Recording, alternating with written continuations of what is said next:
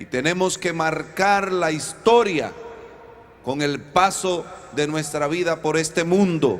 Para eso es necesario que Jesús marque la historia de tu vida. Ustedes han oído un refrán que dice: el tiro se le fue por la culata. ¿Lo han oído? De ahí era yo. Así se llama el campo donde yo nací en la República Dominicana, La Culata. Eso era lo último de la República Dominicana.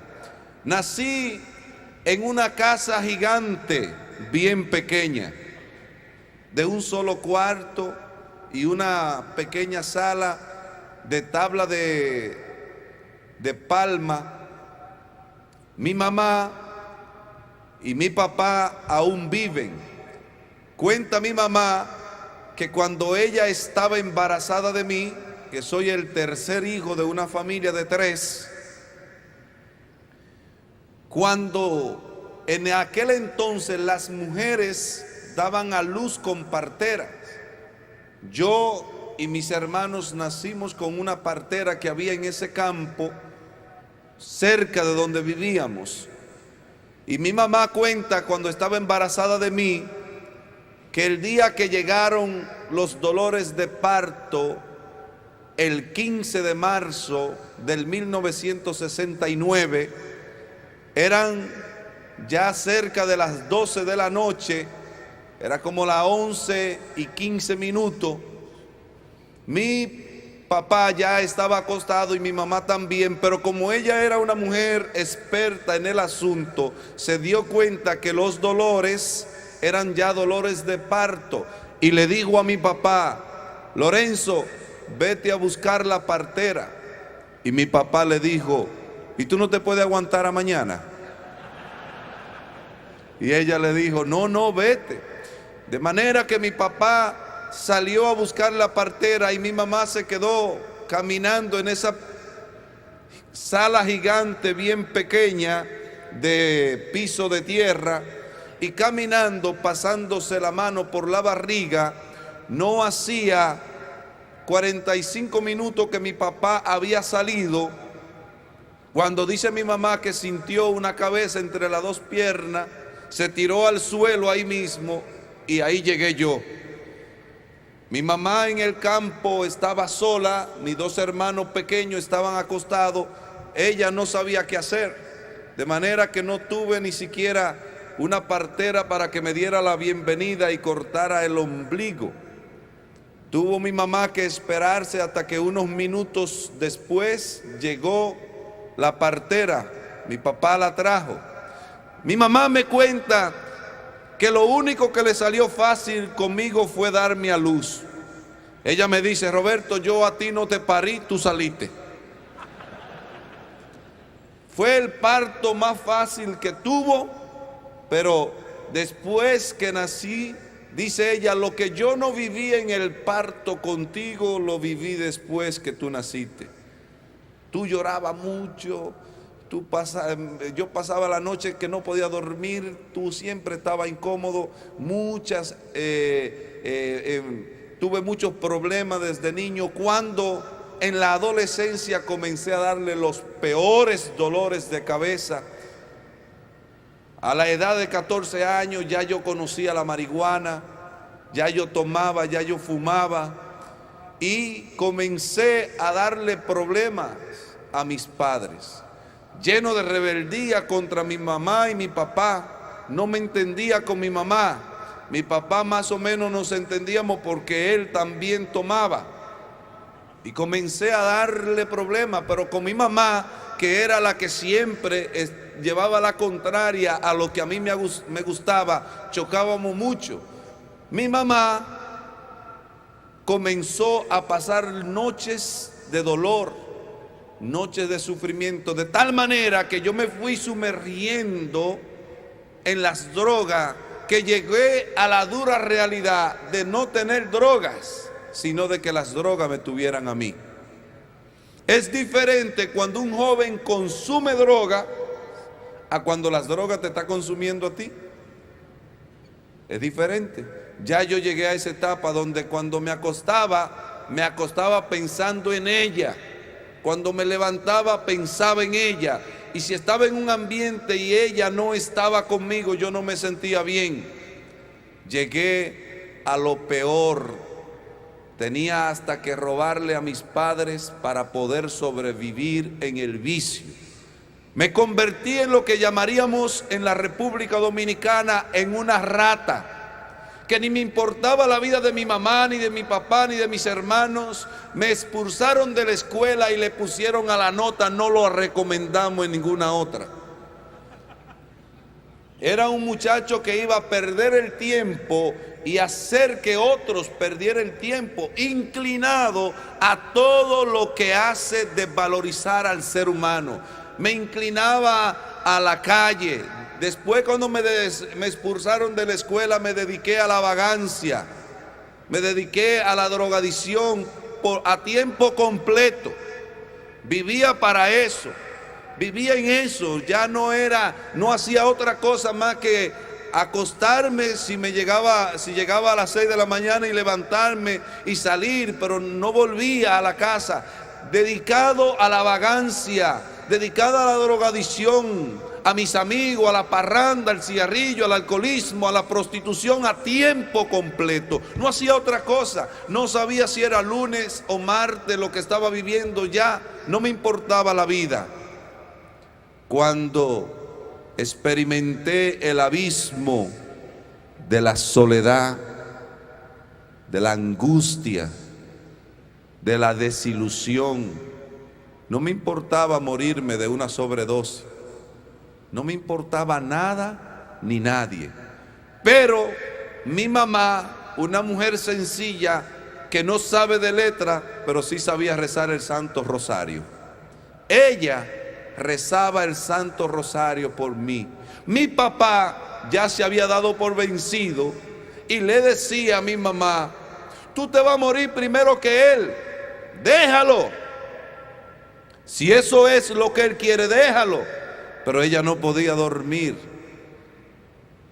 La madre, cuando ama con ese amor parecido a Dios, desinteresado, siempre espera. Y a veces yo llegaba a las 5 de la mañana y mi mamá estaba en un rincón de la casa con el rosario en la mano, esperando a ver cómo iba a llegar la oveja negra de la casa, si vivo o si muerto. Ya ella no me decía nada, sino que veía que yo entraba, porque si ella me decía algo a esa misma hora de la mañana, no importaba la hora que fuera, yo comenzaba a gritarle, a ofenderla y a decirle que se metiera con su vida, que me dejara vivir la mía. Lleno de violencia, lleno de rencores.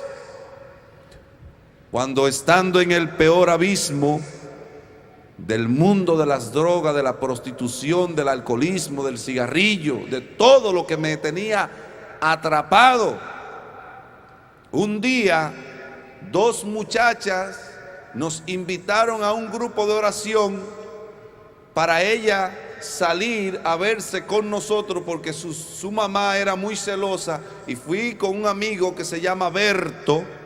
Digo el nombre de él porque él también fue alcanzado por el Señor. Fuimos a ese grupo de oración para vernos con la muchacha. Ellas iban a salir en un grupo en la casa, pero nosotros nos quedamos afuera y estábamos burlándonos de ellos y riéndonos de lo que estaban haciendo. Pero en un momento comienzan a orar, a pedir a Dios que comience a romper las cadenas. Yo veo a Berto que se está como moviendo para adelante y para atrás, mi amigo, y yo creo que Berto está tan borracho que se está mareando.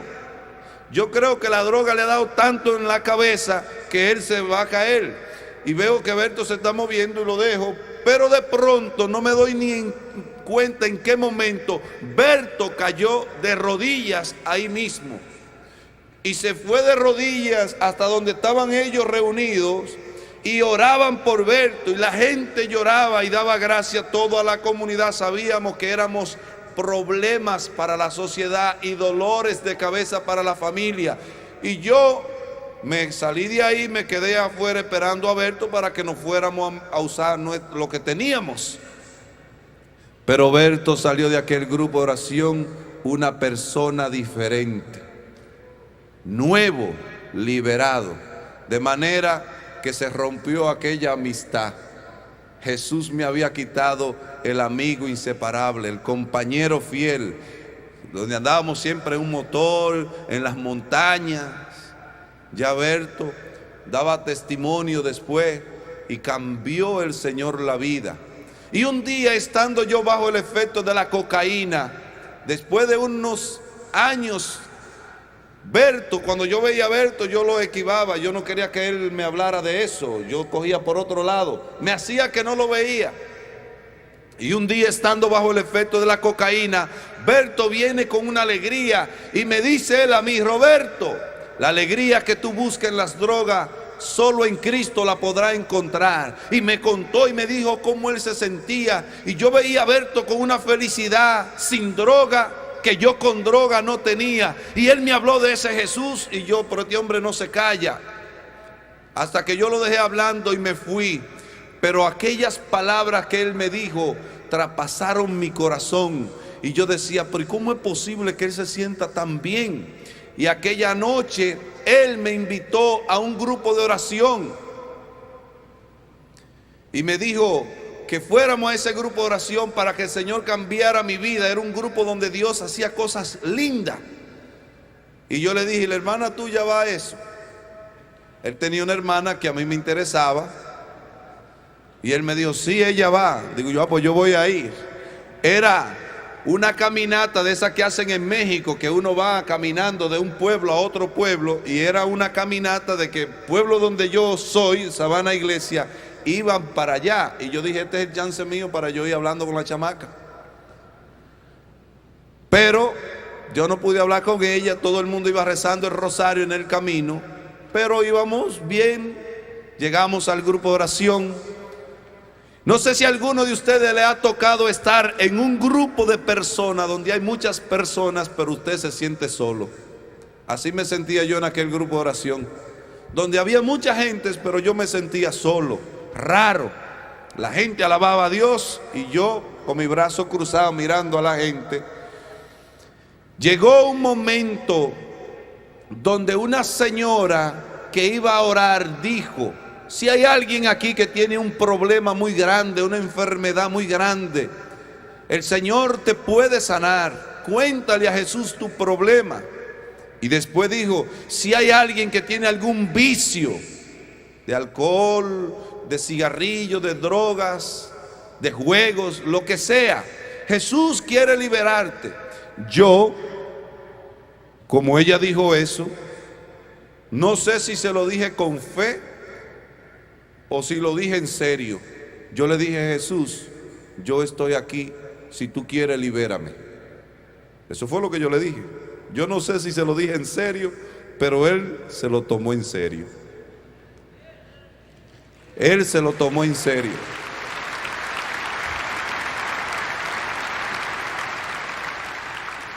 Esa señora comenzó a orar, y cuando ella estaba orando, yo sentía que la piel mía se ponía como de gallina. Y ella decía: Jesús está aquí paseándose en este lugar. Cuando ella decía eso, yo parecía un erizo, todos los pelos se me paraban. Y ella oraba y decía: Jesús, mira, aquí hay jóvenes que necesitan ser tocados por tu amor. Yo me imagino que cuando la Virgen María me vio en aquel grupo de oración, yo me imagino que ella se mandó corriendo para donde Jesús y le dijo la Virgen María a Jesús: mira, Jesús, ahí en ese grupo de oración hay un muchacho que se llama Roberto, que su mamá me tiene loca rezándome el rosario. Por favor, Jesús, haz algo con él. Yo me imagino que ella lo agarró y lo llevó y le diría: mira, Jesús, ese muchacho, haz algo con él, que le ha hecho sufrir a su mamá, a su papá, que es un dolor de cabeza para la familia, que es un problema para la sociedad. Me imagino yo que Jesús le diría a ella: madre, estate tranquila, que yo tengo muchos años detrás de él, porque un bocón como él necesito yo para que predique mi palabra. Alabado sea el Señor.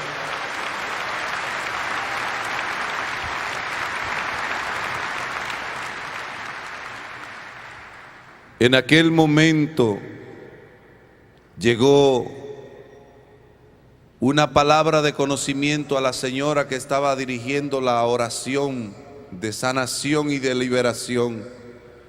Y la señora dijo: aquí hay un joven que el Señor lo está liberando de las drogas. Cuando ella dijo eso, el corazón mío se comenzó a querer salir. Mi cuerpo se erizó completamente. Yo no sabía nada de eso. No sabía, no entendía lo que era palabra de conocimiento. Yo no sabía si del joven que ella estaba hablando era de mí. Ella siguió orando y recibió una palabra más específica. Y dijo ella: el joven que está aquí dentro, porque habían gentes hasta afuera del lugar. Ella dijo: el joven que está aquí dentro y está en esa fila, en la fila donde estaba yo. Yo dije, cuando esa señora señaló la fila donde estaba yo dije: tierra, trágame. Yo quería desaparecerme de aquel lugar, porque yo pensaba que ella me iba a decir: y eres tú, como que ella me iba a señalar. De manera que yo estaba organizando un discurso en mi mente por si ella me señalaba, porque no es verdad que yo iba a quedar que estaba en eso delante de tanta gente. Pero ella no me señaló. Ella dijo: para que te des cuenta que es a ti a quien Dios está liberando, tú sientes ahora mismo en tu boca el sabor de las drogas como si la hubiese terminado de usar. Hermanos, entonces yo me di cuenta que del joven que ella estaba hablando era de mí, porque así mismo estaba yo. Mi boca estaba como si yo hubiese terminado de fumar marihuana. Fue como si el cielo se hubiese abierto y bajó un poder sobre mí, algo que me llenaba de una felicidad que ninguna droga me había dado, algo como que no dejaba un espacio vacío en mi ser, algo tan hermoso, algo tan lindo que yo jamás he podido olvidar. Se me entró un nudo en la garganta y comencé a dar gritos. No entiendo por qué estoy llorando.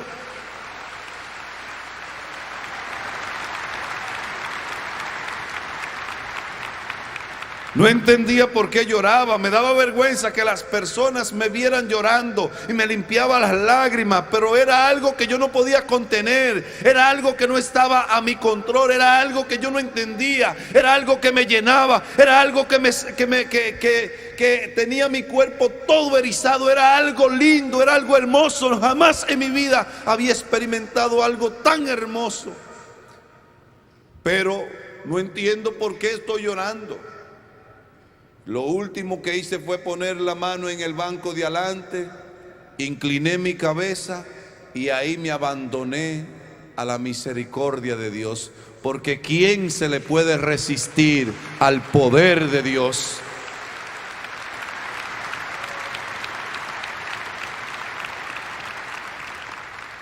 Yo sentí en este momento como si me estuvieran cambiando mi sangre. Yo sentía como si por dentro de mi ser hubiese un estropajo de misericordia que me limpiaba. Yo lloraba mis pecados, yo me sentía malo, yo me sentía mal.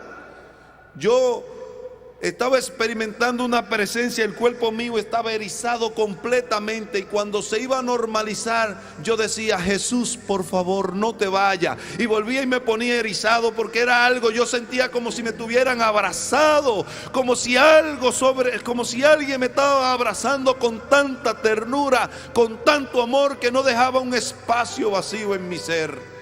Mi amigo que me había invitado terminó el grupo, que era lo único que yo no quería. Lo único que yo no quería en ese momento era que pasara el grupo. Yo quería que ellos siguieran, yo quería que eso no se parara. Pero todo lo que comienza tiene un final. Terminó el grupo y mi amigo, el que me invitó, me dijo: Roberto, cuidado si ese joven del que hablaron eres tú. Yo no le dije nada. El primer deseo que Jesús puso en mi corazón fue el de llegar a mi casa. yo tenía ganas de llegar a mi casa. Mi mamá puede pensar cualquier cosa menos que la oveja negra de la casa anda para un grupo de oración. Ella no sabía que yo andaba para un grupo de oración. Y cuando llegué a la casa, que eran cerca de las 12 de la noche, hora que yo había nacido en aquella casa, en el piso, que yo me imagino que Jesús diría, porque aunque nací en un piso de tierra, por lo menos nací mejor que Jesús. Me imagino que Jesús diría, ese niño que nació parecido a mí, lo voy a elegir para que sea testigo de mi amor. Y aquella hora, cercana de la hora que yo había nacido, minutos de diferencia, llegué a mi casa. Y cuando toqué la puerta de mi casa, como siempre, quien abrió la puerta fue mi mamá. Cuando mi mamá me vio, ella me decía, Roberto, ¿y qué te pasa que tú te ves diferente? Y me decía, mira, desde que tú llegaste estoy sintiendo la presencia de Dios. Ella estaba sintiendo lo que yo había sentido en el grupo de oración.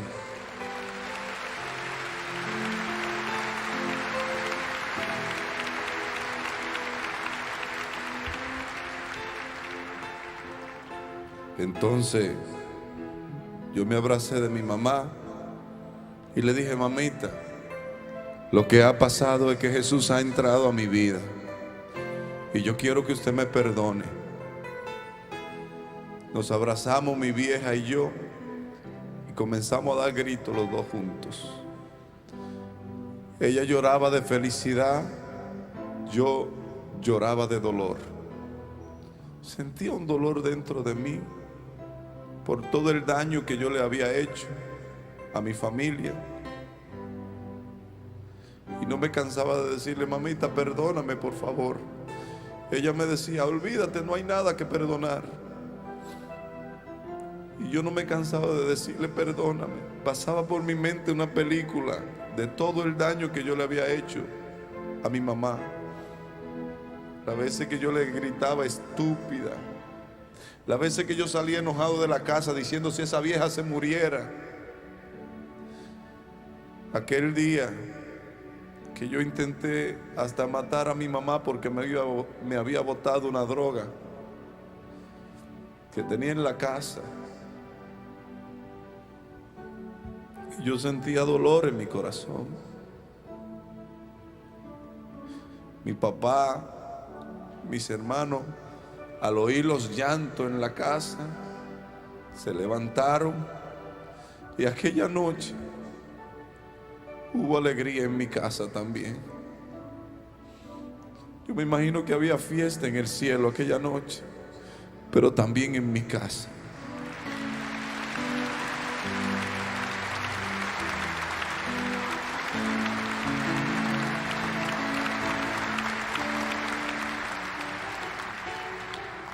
Y si ustedes ven que lloro de felicidad y también de dolor, porque me duele todo el daño que le hice a mi mamá. Por eso he tratado de reponer todo el amor que les robé a mis padres para dárselo a mis amigos, porque la conversión es reponer el daño que uno ha hecho.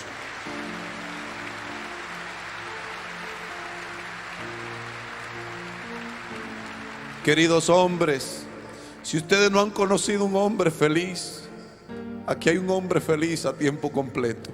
He encontrado la felicidad en Jesús. He encontrado que solo Jesús puede llenar el corazón del hombre. He encontrado que para Jesús no hay ningún caso sin solución. He encontrado en Cristo lo que no encontré en las drogas. Por eso, si hay aquí algún padre o alguna madre o alguien a través de la televisión que nos está mirando y que dice, mi hijo no tiene arreglo, mi hijo no lo arregla nadie. Para Dios no hay nada imposible para aquel que cree.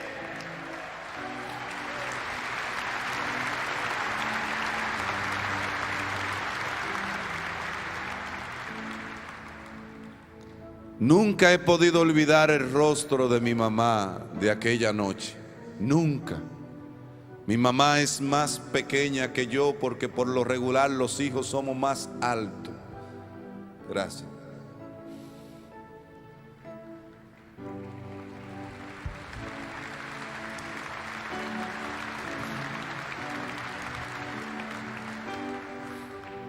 Yo nunca he podido olvidar el rostro de mi mamá de aquella noche. Era un rostro de gloria. Mi mamá me miró con su rostro brillante de las lágrimas que habían corrido por sus mejillas. Sus ojos brillaban. Y aquella palabra: Roberto, tú no sabes cuántos años yo tengo esperando este momento. Yo le dije: mamita, yo te prometo que conmigo tú no vas a sufrir más. Yo quiero contarle a ustedes, queridos hombres, que mi mamá ha vuelto a llorar, pero no de tristeza, sino de gozo, al ver lo que Dios puede hacer cuando entra en el corazón de un hombre.